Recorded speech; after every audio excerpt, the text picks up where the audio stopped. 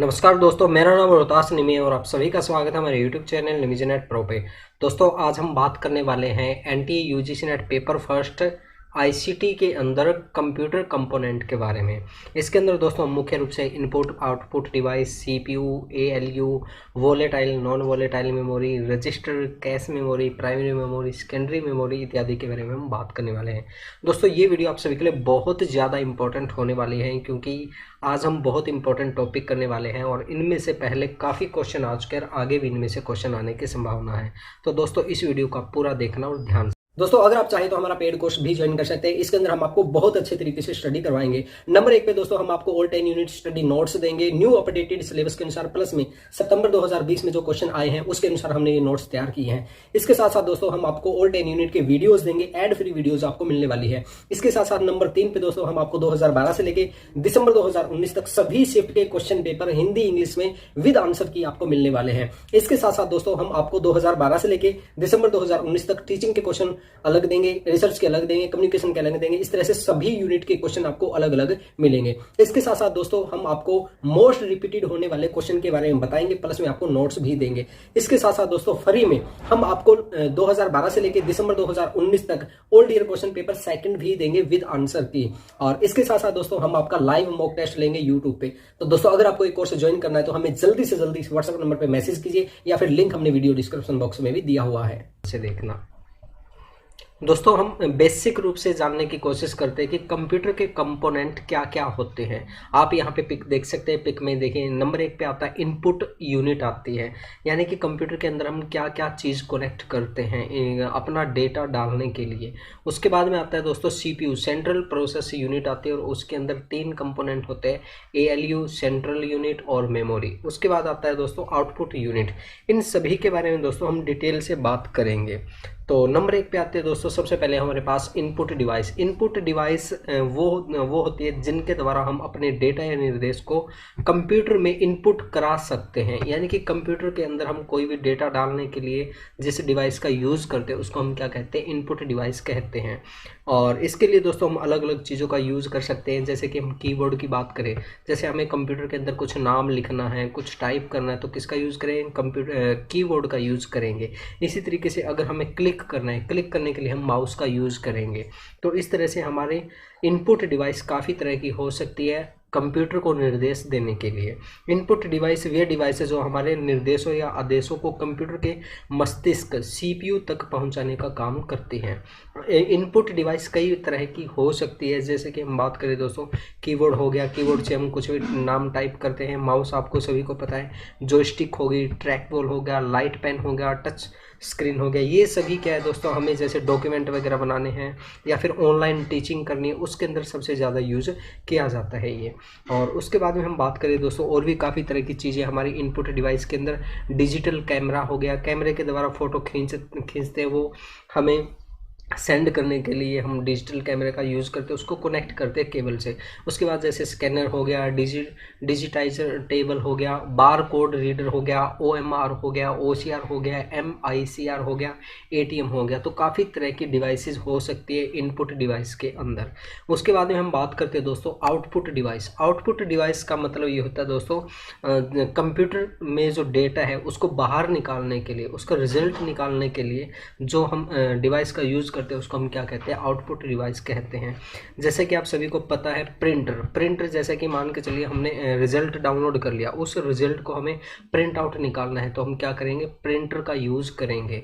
तो वो क्या होगी दोस्तों, हमारी आउटपुट डिवाइस होगी। आउटपुट डिवाइस का मतलब सीधा सा यही है कि कंप्यूटर के अंदर कोई चीज़ पड़ी है, उसको हम हार्ड रूप में लेना चाहते हैं, हार्ड कॉपी लेना चाहते हैं, और या फिर उसको हम फिजिकली प्रेजेंट करना चाहते हैं, तो उसको हम क्या कहेंगे, आउटपुट डिवाइस कहेंगे। इसमें जैसे और भी काफ़ी तरह की चीज़ें आती है आउटपुट डिवाइस के अंदर।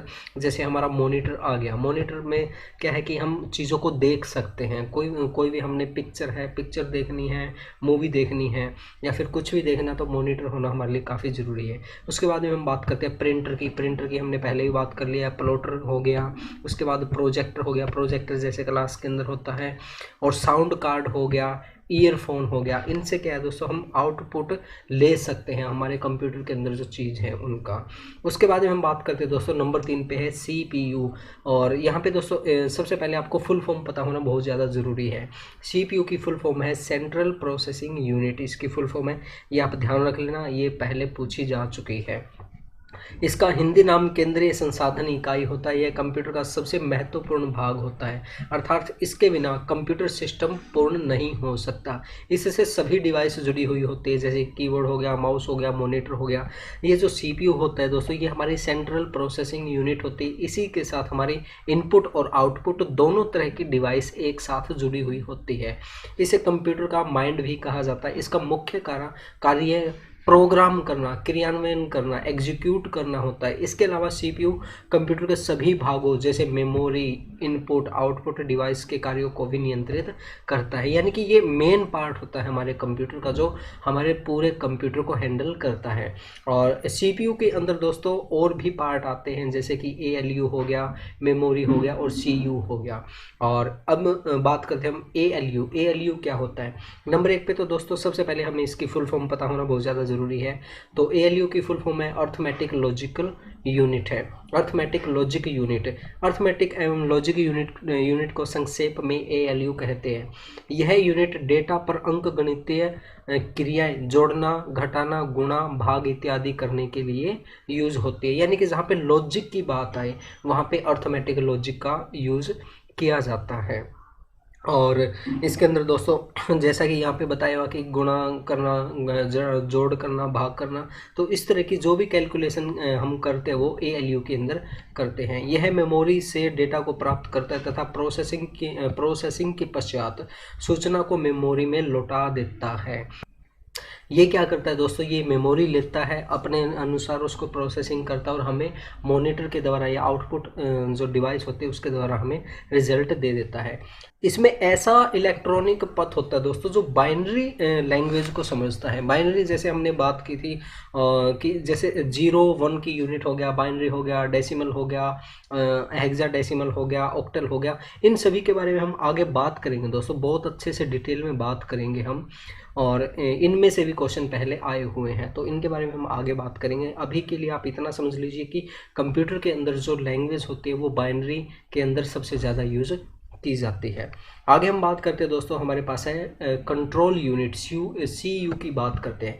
CU का पूरा नाम कंट्रोल यूनिट होता है। CU कंप्यूटर के सभी हार्डवेयर की क्रिया को नियंत्रित और संचालित करता है। ये देखिए CU क्या करता है, कंप्यूटर में हार्डवेयर के जितने भी कार्य वो यही करता है। यह इनपुट आउटपुट क्रियाओं को नियंत्रित करता है, कंट्रोल करता है, साथ ही मेमोरी और ALU के मध्य डेटा के आदान प्रदान को भी नियंत्रित करता है, उसको निर्देश देता है। यह प्रोग्राम को क्रियान्वित करने के लिए निर्देशों को मेमोरी से प्राप्त करता है। इसका मुख्य कार्य मेमोरी से क्रमानुसार निर्देशों को प्राप्त करना, उसे इंटरप्रेट करना तथा विद्युत संकेतों में परिवर्तित करना होता है। ठीक है, ये इसका मुख्य कार्य होता है, आप यहाँ पे देख सकते हैं। और वैसे इनमें बहुत ज़्यादा डिटेल में नहीं पूछा जाता दोस्तों, हमें बेसिक जानकारी होना ज़रूरी है बस। आगे नंबर 3 पे हम बात करते हैं दोस्तों, हमारे पास है C पे मेमोरी है। यह इनपुट डिवाइस के द्वारा प्राप्त निर्देशों को कंप्यूटर में संग्रहण करके रखता है, यानी कि स्टोर करके रखता है। इसे कंप्यूटर की याददाश्त भी कहा जाता है। यानी कि जो मेमोरी होती है दोस्तों, मेमोरी आप सभी को पता है कि जहाँ पे हम स्टोर करते हैं, अपने डेटा को स्टोर करते हैं। जैसे मोबाइल में आप सभी को पता है पहले चिप आती थी, 1 GB chip, 2 GB, 10 GB, 8 GB, इस तरह से 16 GB, 32 GB चिप आती थी। इसी तरीके से हमारे कंप्यूटर के अंदर भी मेमोरी पार्ट होता है जहाँ पे हम अपना पूरा का पूरा डेटा स्टोर करते हैं। मानव में कुछ बातों को याद रखने के लिए मस्तिष्क होता है, उसी प्रकार मेमोरी है कंप्यूटर के लिए क्या है, मेमोरी। यह मेमोरी CPU का अभिन्न अंग है। यह एक संग्राहक उपकरण है, स्टोरेज डिवाइस है। इसे कंप्यूटर की मुख्य मेमोरी, आंतरिक मेमोरी या प्राथमिक मेमोरी भी कहते हैं। कंप्यूटर के अंदर काफ़ी तरह की मेमोरी हो सकती है दोस्तों, अलग अलग तरह की मेमोरी हो सकती है, उन सभी के बारे में हम बात करेंगे। कंप्यूटर का वह स्थान जहां सभी सूचनाओं, आंकड़ों या निर्देशों को स्टोर करके रखा जाता है उसको हम क्या कहते हैं, मेमोरी कहते हैं। अब देखिए दोस्तों, मेमोरी मुख्य रूप से 2 प्रकार की होती है कंप्यूटर के अंदर। एक तो होती है वोलेटाइल मेमोरी यानी कि परिवर्तनशील मेमोरी, और दूसरी होती है नॉन वोलेटाइल मेमोरी। इन दोनों के बारे में हमें पता होना बहुत ज़्यादा ज़रूरी है दोस्तों, क्योंकि इसमें से पहले क्वेश्चन आ चुके हैं, बहुत क्वेश्चन रिपीट हुए हैं इसमें से, और अभी हमारा 2020 का एग्जाम हुआ है उसमें भी इसमें से क्वेश्चन आए हैं। ये देखिए नंबर 1 पे बात करते हैं दोस्तों, सबसे पहले वोलेटाइल मेमोरी, परिवर्तनशील मेमोरी। इसे प्राथमिक मेमोरी के नाम से भी जाना जाता है, इसे मुख्य मेमोरी भी कहते हैं। ये देखिए दोस्तों, यहाँ पे आप ध्यान रख लीजिए, वोलेटाइल मेमोरी जो होते हैं उसको हम क्या कहते हैं, प्राइमरी मेमोरी या फिर मुख्य मेमोरी भी कहते हैं। यह सीधे सीपीयू के संपर्क में रहते हैं तथा इसके डेटा और निर्देशों का सीपीयू द्वारा तीव्र तथा प्रत्यक्ष उपयोग होता है। इसे परिवर्तनशील मेमोरी इसलिए कहा जाता है क्योंकि यह मेमोरी डेटा को परमानेंटली स्टोर नहीं करती। ठीक है, देख लीजिए दोस्तों, वोलेटाइल मेमोरी यानी कि परिवर्तनशील मतलब जो बदली जा सके, जो चेंज हो सके। ये क्या है दोस्तों, इसमें जो डेटा होता है वो परमानेंटली स्टोर नहीं होता, वो डिलीट भी हो सकता है, वो इरेजेबल भी हो सकता है, कुछ भी हो सकता है, वो परमानेंटली नहीं होता। ठीक है, ये चीज़ आप ध्यान में रखना, वोलेटाइल मेमोरी। और इसका उदाहरण क्या है दोस्तों, रैम इसका उदाहरण है। और रैम और रोम के बारे में भी हम बहुत अच्छे से पढ़ेंगे दोस्तों, इनमें से क्वेश्चन पहले आ चुके हैं। आगे हम बात करते हैं दोस्तों नंबर 2 पे, अपरिवर्तनशील मेमोरी, नॉन वोलेटाइल मेमोरी। इसे सेकेंडरी मेमोरी के नाम से जाना जाता है। ठीक है, किसके नाम से जाना जाता है, सेकेंडरी मेमोरी के नाम से जाना जाता है। इसका प्रयोग दोस्तों ज़्यादा मात्रा में डेटा और स्थायी रूप से स्टोर करने के लिए किया जाता है। इसका नॉन वोलेटाइल मेमोरी का उपयोग कब किया जाता है, जब हमें ज़्यादा मात्रा में डेटा स्टोर करना हो और स्थायी तौर पे हमें डेटा स्टोर करना हो, तब इसका यूज़ किया जाता है। इसे द्वितीय मेमोरी या सेकेंडरी मेमोरी के नाम से भी जाना जाता है। और इसका उदाहरण हम लेके चले तो हार्ड डिस्क इसका एक उदाहरण है दोस्तों। ठीक है, हार्ड डिस्क के अंदर हम अपनी मेमोरी सेव कर सकते हैं, उसको कितने भी साल उसको रख सकते हैं। ठीक है, ये चीज़ें इसके अंदर। और जो हमारी रैम और रोम है उनके बारे में हम आगे बात करेंगे, बहुत अच्छे तरीके से बात करेंगे। अगर हम स्पेस के आधार पे बात करें दोस्तों, तो स्पेस के आधार पर कंप्यूटर मेमोरी 4 तरह की हो सकती है। अब देखिए, ये मेमोरी के टाइप भी हमारे लिए बहुत बहुत बहुत ज़्यादा ज़रूरी है, और इसमें से बहुत क्वेश्चन रिपीट हुए हैं। अभी आप एग्ज़ाम देखना, 2020 के जो एग्ज़ाम हुए उनमें भी इनमें से क्वेश्चन आए हैं। नंबर 1 पे दोस्तों हमारे पास रजिस्टर मेमोरी है। रजिस्टर मेमोरी क्या होती है दोस्तों, रजिस्टर मेमोरी को रजिस्टर भी कह सकते हैं। रजिस्टर मेमोरी कंप्यूटर में सबसे छोटी और सबसे तेज़ मेमोरी होती है।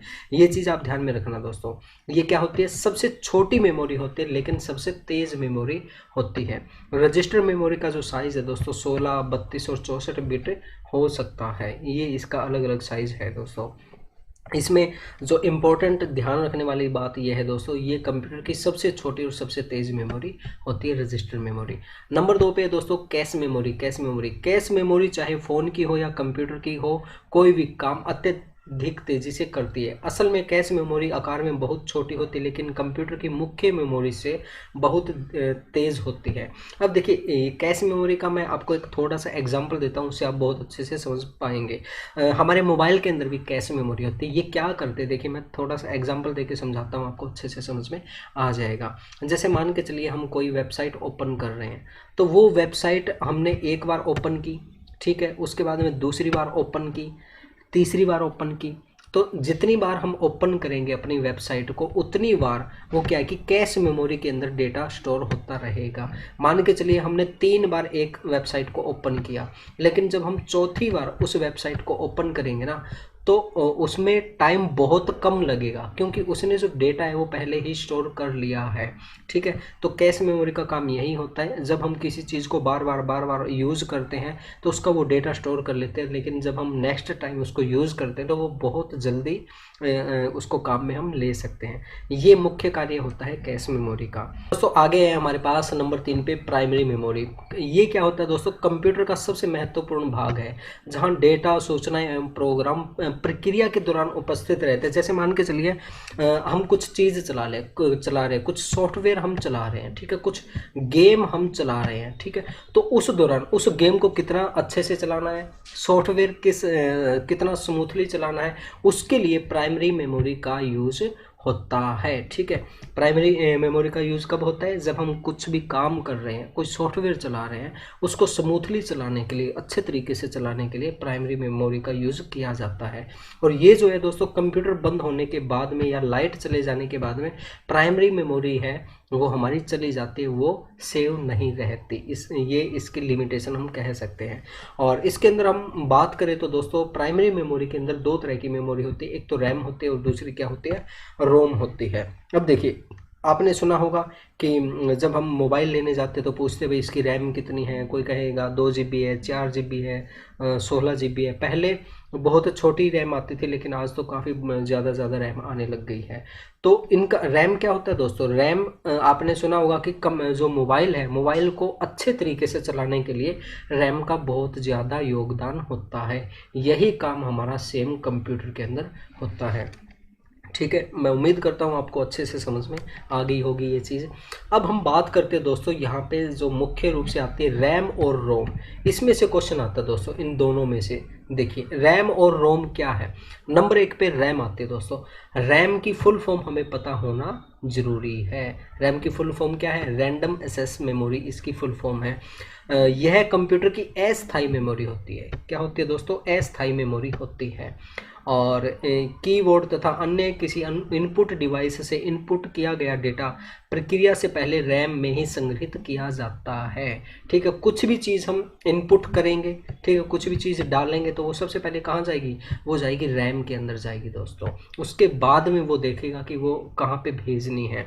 और उसके बाद में क्या होता है दोस्तों, जैसे मैंने आपको बताई, कई बार मैंने आपको बता दी कि ये जो होती है अस्थायी मेमोरी होती है। यहाँ पे जो डेटा आता है अस्थायी आता है, और कंप्यूटर बंद होने के बाद में या फिर बिजली चले जाने के बाद में इसमें जो डेटा होता है वो मिट जाता है। और ये क्या काम करता है? ये वही है कि प्रोसेसिंग के लिए इसका यूज़ किया जाता है, रैम का यूज़ किया जाता है। और रैम क्या है दोस्तों? हमारी वोलेटाइल मेमोरी है, अस्थायी मेमोरी है, या फिर हमारी क्या है? ये प्राइमरी मेमोरी है। ठीक है, और जो पहले जो साइज़ होता था दोस्तों हमारी रैम का, वो 4 GB 4 MB 8 MB 16 MB 32 MB ऐसे होता था। लेकिन आज आप सभी को पता है रैम का जो साइज़ है दोस्तों, वो 2 GB हो गया, 2 GB हो गया, 4 हो गया, 8 हो गया, 16 GB हो गया, 32 GB तक हमारी रैम आज आ गई है। ठीक है, तो रैम का आज साइज़ बहुत बढ़ रहा है, लेकिन पहले काफ़ी छोटी छोटी रैम होती थी। अब रैम के भी हमारे दोस्तों काफ़ी टाइप हो सकते हैं। डायनामिक रैम हो गया, सिंक्रोनस रैम हो गया, स्टैटिक रैम हो गया। इनके बारे में हमें डिटेल से जानने की ज़रूरत नहीं है दोस्तों, क्योंकि बहुत ज़्यादा डिटेल में से इनमें से क्वेश्चन आज तक नहीं आए हैं। नंबर 2 पे आगे आता है दोस्तों, हमारे पास रोम आता है। अब रोम को समझते हैं। इसकी फुल फॉर्म है दोस्तों रीड ओनली मेमोरी। इसको क्या है कि केवल और केवल हम रीड कर सकते हैं। रोम का पूरा नाम रीड ओनली मेमोरी होता है। यह स्थायी मेमोरी होती है। ये क्या है दोस्तों? ये हमारी परमानेंट मेमोरी होती है, स्थायी मेमोरी होती है, जिसमें कंप्यूटर के निर्माण के समय प्रोग्राम स्टोर कर दिए जाते हैं। इस मेमोरी में स्टोर प्रोग्राम परिवर्तित और नष्ट किए जा सकते हैं, उन्हें केवल पढ़ा जा सकता है। अब देखिए, इसका क्या काम होता है दोस्तों? जैसे हम कोई भी गेम बना रहे हैं, कुछ भी सॉफ्टवेयर बना रहे हैं, तो तब इसका यूज़ किया जाता है, तभी उसी टाइम इसका यूज़ किया जाता है। जैसे एक एग्जांपल देता हूँ मैं आपको, उससे आपको अच्छे से समझ में आ जाएगा। जैसे हम मोबाइल लेके आते हैं, मोबाइल का जो मेमोरी होती है वो कहते हैं 64 GB इसके अंदर मेमोरी है। ठीक है, 64 GB है। लेकिन जब हम फाइल मैनेजर के अंदर जाते हैं तो फिर वहाँ पे हो सकता है हमारी जो मेमोरी है 52 GB हो। ठीक है, अब 8 GB जो मेमोरी है वो कहाँ पे गई दोस्तों? 8 GB मेमोरी कहाँ गई? 8 GB मेमोरी हमारे जो गेम है, हमारे फ़ोन के अंदर एप्लीकेशन है, हमारे फ़ोन के अंदर डली हुई, उनके अंदर इस मेमोरी का यूज़ होता है। तो इसे हम क्या कहते हैं दोस्तों? रोम कहते हैं, रीड ओनली मेमोरी। और इसके द्वारा जो सॉफ्टवेयर बनाए जाते हैं, जो भी चीज़ें हैं, उनको केवल हम देख सकते हैं, उनको पढ़ सकते हैं। ठीक है, उनको हम अपनी तरफ अपने हिसाब से मॉडिफाई उनको नहीं कर सकते। यह मेमोरी रीड ओनली मेमोरी कहलाती है। कंप्यूटर का स्विच ऑफ हो जाने के बाद भी रोम में संग्रहित डेटा नष्ट नहीं होता। ठीक है, हमारा मान के चलिए कोई सॉफ्टवेयर है, कोई ऐप है, कोई गेम है, अगर वो चलते चलते हमारा कंप्यूटर बंद हो गया या फिर हमने स्विच ऑफ कर दिया तो वो गेम हमारा वैसा का वैसा ही रहेगा, वो डिलीट नहीं होगा, वो ख़राब नहीं होगा। अंत रोम नॉन वोलेटाइल मेमोरी है तथा स्थायी मेमोरी कहलाती है। रोम क्या है दोस्तों, ध्यान रख लेना, रोम हमारी नॉन वोलेटाइल मेमोरी है और ये एक स्थायी मेमोरी है, ये चीज़ आप ध्यान में रखना। दोनों चीज़ें आपको ध्यान में होनी चाहिए, रैम की और रोम की। आप रैम के बारे में पढ़ लेना, हमने ऊपर बताया। ये हमारी रैम क्या है दोस्तों, ये हमारी अस्थायी मेमोरी है। रैम क्या है, अस्थायी है, और रोम क्या है, हमारी स्थायी मेमोरी है। ये आप ध्यान में रखना दोस्तों। और रोम है, रोम के भी अलग अलग प्रकार हो सकते हैं। पी रोम हो गया, प्रोग्रामेबल रीड ओनली मेमोरी हो गया। EPROM erasable programmable read only memory ये हो गया। ये आप देख लेना दोस्तों, इनमें से फुल फॉर्म कई बार पूछ लेते हैं वो। और यहाँ पे दोस्तों आपको और भी अच्छे तरीके से इन दोनों के अंदर डिफरेंस बता देते हैं। डिफरेंस बिटवीन रैम और रोम के अंदर क्या क्या डिफरेंस है। देखिए रैम की हम बात करें तो ये क्या है, हमारी टेम्परेरी मेमोरी है, ठीक है। रैम क्या है, टेम्परेरी मेमोरी है, जबकि रोम क्या है, वो हमारी परमानेंट मेमोरी है, क्योंकि इससे हम क्या करते हैं, गेम बनाते हैं। और ये क्या है, रैम हमारी गेम को चलाने के लिए यूज होती है स्मूथली। रैम जो है चिप इज़ वोलेटाइल, ये क्या होती है दोस्तों, वोलेटाइल होती है। रैम हमारी वोलेटाइल होती है, जबकि रोम हमारी नॉन वोलेटाइल होती है। RAM allow reading and writing information to the computer, ये रीड एंड राइट दोनों के लिए यूज होती है रैम हमारी। लेकिन रोम जो है दोस्तों वो रीड ओनली होती है, उसको केवल हम रीड कर सकते हैं, उसमें राइट नहीं कर सकते। आगे हम बात करते हैं, RAM chip is use in the normal operation of the computer. ये क्या है, नॉर्मल ऑपरेशन के लिए इसका यूज़ किया जाता है, नॉर्मल काम के लिए इसका यूज़ किया जाता है रैम का। जबकि रोम का उपयोग दोस्तों it is used mainly for the start processing of the computer. अब ये देखिए यहाँ पे मोस्ट इंपॉर्टेंट एक क्वेश्चन आता है जो काफ़ी बार एग्जाम में आ चुका है कि कंप्यूटर को जब हम स्टार्टअप करते हैं, शुरू करते तो किसका उपयोग किया जाता है। तो इसका आंसर क्या है दोस्तों, रोम का उपयोग किया जाता है। ये चीज़ आप ध्यान में रखना दोस्तों, क्योंकि इसमें से पहले क्वेश्चन आ चुका है। और नंबर 4 पे दोस्तों हमारी जो मेमोरी टाइप है वो है हमारा सेकेंडरी मेमोरी है। सेकेंडरी मेमोरी दोस्तों, सेकेंडरी मेमोरी को अलग से जोड़ा जाता है, ये स्टोरेज के काम आती है और इसे सेकेंडरी स्टोरेज भी कहा जाता है। देखिए इसका मतलब क्या है, ऐसी मेमोरी जिसको हम अलग से जोड़ते हैं, जैसे हमारे कंप्यूटर के अंदर हम चिप जोड़ते हैं या फिर पेन ड्राइव लगाते हैं या फिर हार्ड डिस्क लगाते हैं एक्सटर्नल, या फिर अपना जो मोबाइल है, मोबाइल को हम केबल के जरिए, डेटा केबल के जरिए उसको जोड़ते हैं। तो ये सभी क्या है दोस्तों, ये सभी हमारी सेकेंडरी मेमोरी हो गई, ठीक है। और इसमें जो डेटा होता है दोस्तों वो काफ़ी समय तक हम रख सकते हैं, बहुत अच्छे तरीके से रख सकते हैं, और उसको हम घटाया बढ़ाया भी जा सकता है, उसको कम ज़्यादा कर सकते हैं। और ये काफ़ी अच्छी होती है दोस्तों, और इसके अंदर जो डेटा है वो बहुत अच्छा स्टोर कर सकते हैं, और जितना समय तक हम चाहें उतना स्टोर कर सकते हैं। और इसके भी दोस्तों काफ़ी तरह की मेमोरी हो सकती है, जैसे मैग्नेटिक टेप हो गया सेकेंडरी मेमोरी के अंदर हम बात करें तो। उसके बाद मैग्नेटिक डिस्क हो गया, ऑप्टिकल डिस्क हो गया, USB ड्राइव हो गया, ठीक है। और उसके बाद में हार्ड डिस्क हो गया हमारा, ठीक है। और मैंने अभी आपको एग्जांपल बताई ना, हार्ड डिस्क हो गया, और हमारी वो होगी जैसे डेटा केबल हम यूज़ करते हैं मोबाइल के द्वारा, वो हो गई हमारी चिप होगी, और हमारी USB यानी कि पेन ड्राइव हो गई। तो ये हमारी क्या है दोस्तों, ये हमारी सेकेंडरी मेमोरी है। तो दोस्तों मैं उम्मीद करता हूँ आपको ये सारी चीज़ें अच्छे से समझ में आ गई होगी। सभी मेमोरी के type, RAM, ROM, volatile, non volatile memory, primary memory, register memory, ये सभी आपको समझ में आ गई होगी। अगर फिर भी आपका कोई सवाल जवाब है तो आप हमें व्हाट्सएप पे कांटेक्ट कर सकते हैं। और दोस्तों अगर आपको हमारी क्लास अच्छी लगी तो इस क्लास को लाइक कीजिए, शेयर कीजिए, कमेंट कीजिए। थैंक यू दोस्तों।